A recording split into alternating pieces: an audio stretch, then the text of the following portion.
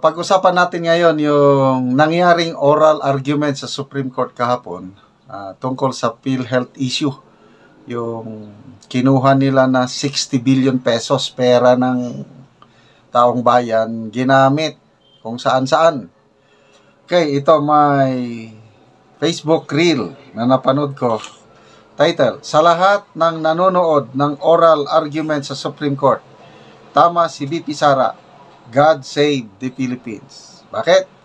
Kasi yung pera ng PhilHealth ginamit sa pagpatayo daw ng tulay, ng mga right of way, ng kung ano-ano na grabe. Ang Supreme Court Justice Javier talagang binatikos, pinagsabihan niya ang Solicitor General. Halos hindi makapagsalita ang Solicitor General.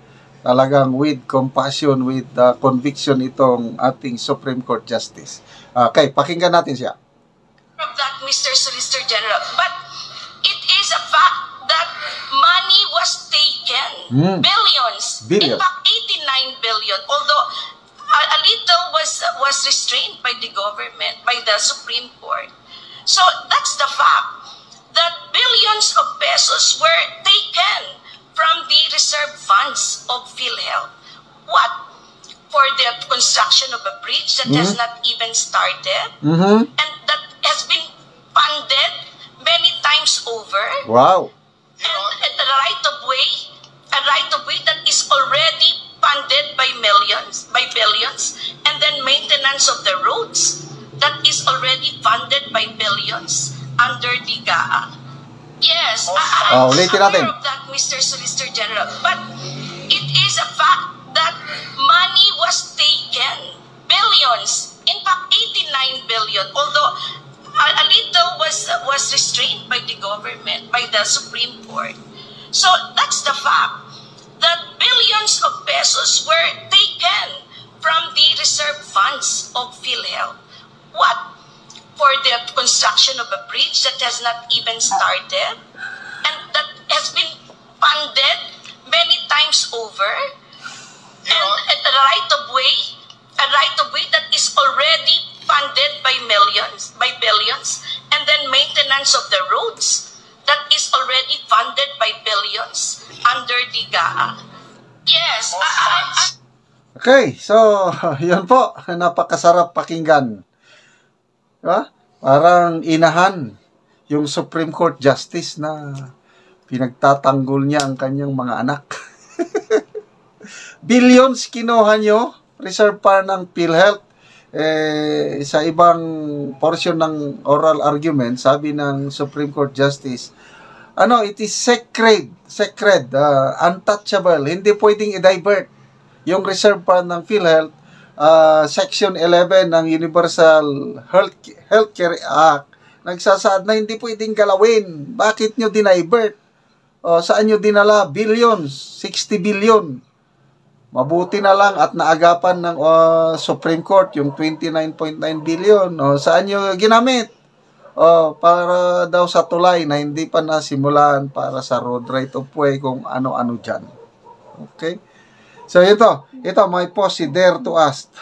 Sabi niya, wow. Associate Supreme Court Justice Honorable Amy Lazaro Javier, you are my hero.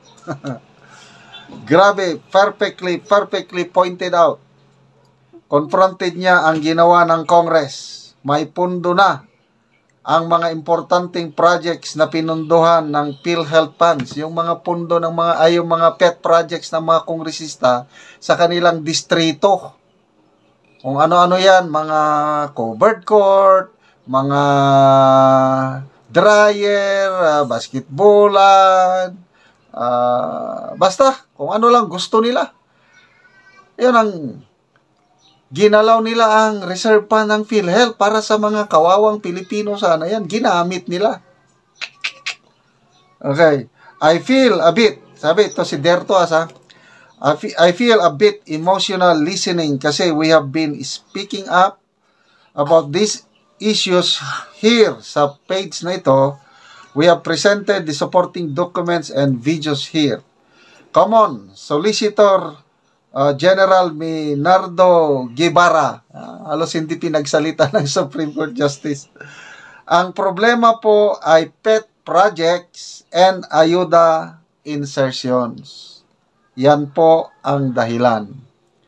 Greed, yung kasakiman. Mutilation of the national budget by Congress and BBM. So, yun po. Comments.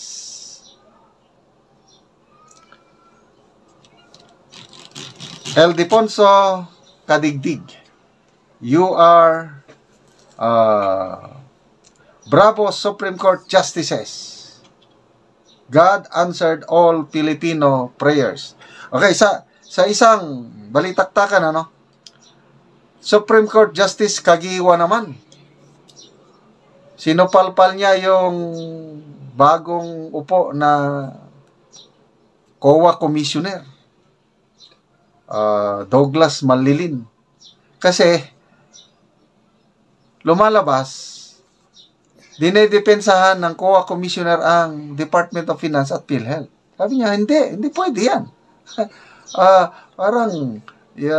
Basta pinagtulungan ni Justice Kagiwa at Justice Javier itong COA Commissioner na lumalabas may conflict of interest kasi nga ang views niya pabor, dinidepensa niya ang Department of Finance na baka maapektuhan ang partiality namin yan. We are co-equal branches of constitutional body. Sabi niya, huwag mong gawin yan. No? Nag-apology yung COA Commissioner kasi na-booking siya. Kaya nga, napakaganda po ang mga pangyayari sa oral arguments. Kailan kaya ang third oral arguments? Nakikita na natin ang panalo ng taong bayan sa issue na ito sa PhilHealth. Salamat sa mga petitioners at salamat din sa patas na pagtratar ng Supreme Court Justice. Justice Alexander Gismondo requested the Solicitor General to submit to the Supreme Court a listing of all cases of notices of disallowance issued by COA on PhilHealth over the last 5 years, particularly those cases that reach the Supreme Court and the status of those cases. Isang patunay po na ang COA's issuance of notice of disallowances ay umaabot pa sa Supreme Court. It doesn't end with COA. Ito, matindi ito. As per 2023, as per COA 2023 COA report, ang PhilHealth ay may, take note, 7.581 billion na notice of disallowances. Laki, no? Billion, 7 billion.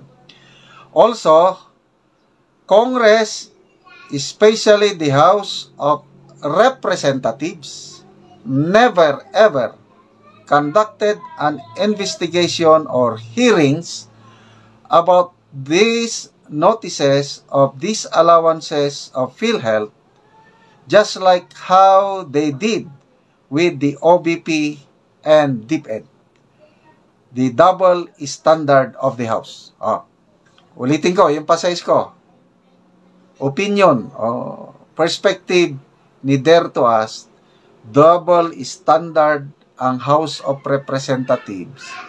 Bakit ina-audit nila ang Office of the Vice President and DepEd under Vice President Sara, nakakaunti man lang yung pundo, yung notice of disallowance doon is ano lang 73 million lang.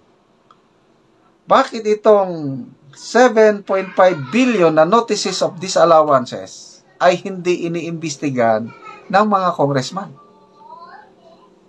Di ba double standard of justice? Yun ang tanong ni double standard ng House, yun ang tanong ni Dare to Us. Okay, pakinggan natin itong si Supreme Court Justice Chief Justice Gismondo, siya na ang nagpapasubmit 5 years na notices of disallowances. Nako, delikado sila. I also request the Solicitor General to submit to the court a listing of all cases of notices of disallowances issued by COA on PhilHealth over the last 5 years, particularly those cases that reached the Supreme Court. Thank you so much. Also, the status of these cases, Sergeant Maynard, when you give us the list, give us also the status of these cases. Thank you so much. Ulitin natin ha. Pinapasubmit eh.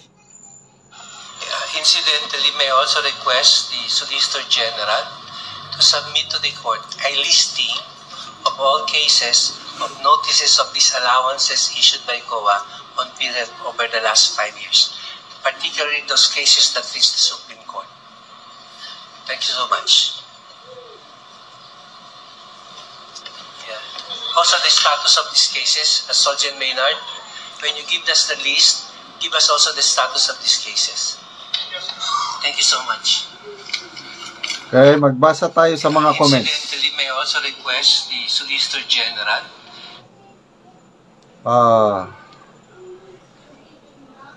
Sana yung comments. To submit to the court a listing. Pinky Manapol, I hope this is just the beginning. Puslan man gisugdan na ni. Nasimulan naman lang, sana tuloy-tuloy na. I hope all government offices be subjected to Supreme Court proceedings para makita gyud ang klaro asa ang kwarta ng katawhan. Let it be known that every Filipino deserves to know what is the status of our financial resources and how it was exactly utilized for the benefit betterment of every Juan de la Cruz. Kaya, these are all positive developments, ano? Malaking kamali nila yung ginalaw nila, pinakialaman nila ang PhilHealth Fund. Yung mga nababasa ko lang ito 230 billion pala ang gusto nilang kunin ang Congress sa PhilHealth. Kasi lumalabas sa financial statement ng PhilHealth, ang dami nilang reserve fund. So 230 billion ang gustong kunin. Hindi pumayag ang Finance Department, kaya 89.9 billion lang. Na lumalabas sa oral arguments kahapon. Ano pala?